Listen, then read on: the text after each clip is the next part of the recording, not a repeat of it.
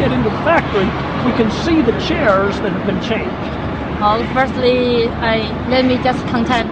If you could ask, maybe we go over to the dorms now, but if you could ask, if there's any way we can just go to that one place. We don't need a factory tour, we just want to see her. This is Keith Bradshaw reporting in Western China.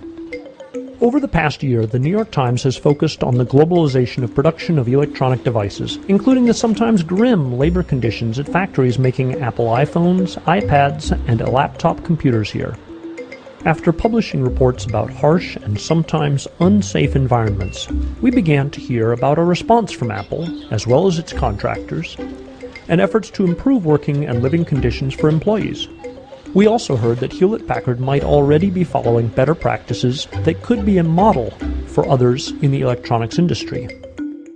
We decided to come check if there were any real changes.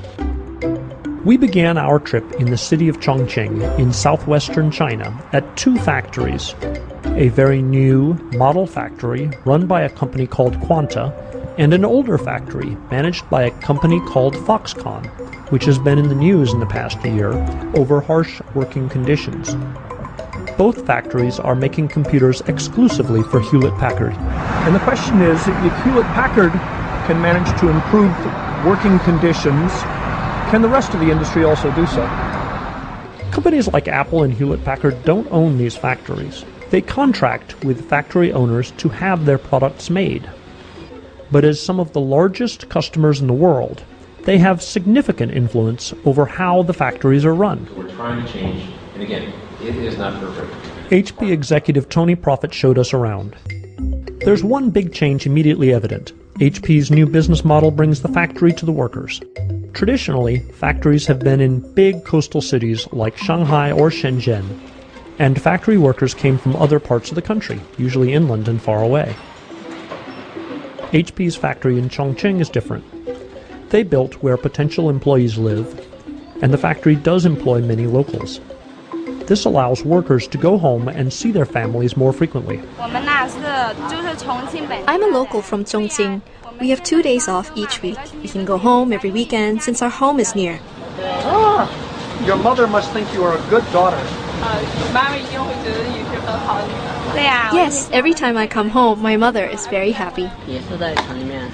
I used to work in a different factory, and they let me work overtime, so I would make more money and have more savings. So why did you move here? Because my home is near here. We visited assembly lines as well as recreational and dormitory facilities. The facilities for workers at Quanta looked like some American college campuses. Workers have access to free food, internet lounges, a martial arts gym, and even 2 karaoke bars. The dormitories also include venues like bookstores, a pharmacy, and a hair salon where a cut costs a little over $1. You now have about 13,000 workers at the factory here, and they're expanding. They're preparing to have 40,000 workers here, all of them making computers for Hewlett-Packard. Quanta and HP allowed us to spend roughly 8 hours walking anywhere and filming anything we wanted. They had warned us in advance that they might try to block us from filming, but in the end, we had full access. Now we're traveling on the high-speed train from Chongqing to Chengdu, from the Hewlett-Packard operations to the Foxconn operations for Apple. A fatal explosion took place there that the New York Times described in an earlier installment of the iEconomy series. One of the things we're going to try to do today is to follow up, to find out what changes Foxconn has made and what challenges lie ahead as Foxconn and Apple say they are trying to improve working conditions.